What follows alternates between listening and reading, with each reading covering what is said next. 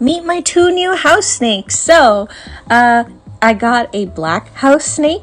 This is, well, I haven't named them yet, but this is a boy, and he is a Cape house snake, as you can tell by the markings on his face. Here he is trying to figure out if he can leave, and there he is in my hand. He's like, wow, look at this big new world.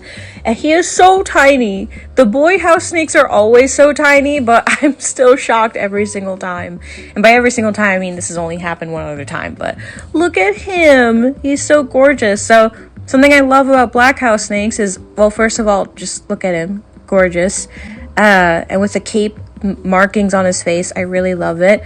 And they actually tend to change like the color of their scales, kind of like geckos do, based on mood and humidity. I'm not sure exactly what, but love him, and I'm just so excited to have him. And here is him being a silly little noodle with the silly little bleps, just exploring, seeing what's around before I, pretty swiftly put him into his grow out bin. So, Cape house snakes are pretty small and they can and will escape. They're pretty smart. So it's important to let them grow up a bit before, they do that. So here is him figuring out. I actually had to skip ahead at some point here because he took a bit to want to go in.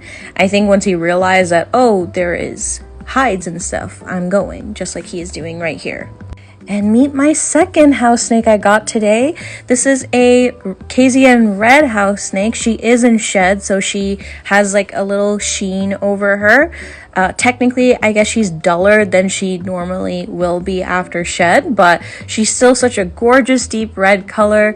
And here I am just gently kind of lifting her out and seeing that, wow, she is already comparatively long to my existing albino house snake boy named Cheeto, and that's because what I love about them is the female snakes for a dimorphic species like house snakes, they're going to be much bigger, like way bigger, and I am so looking forward to that. And here is her just taking in her surroundings. And I also made sure not to really hold her for too long, but if you've ever held a snake before or had to hold a snake before that was in shed, you know how they can't really see, but she was just surprisingly chill, and I love that. And here's her pretty quickly figuring out, okay, this is a safe little hide, and just going right on in. But yeah, really happy to have them here home with me safe. And here's a quick look at their grow out bins, essentially. There are 3D printed vents on the sides for ventilation and a nice little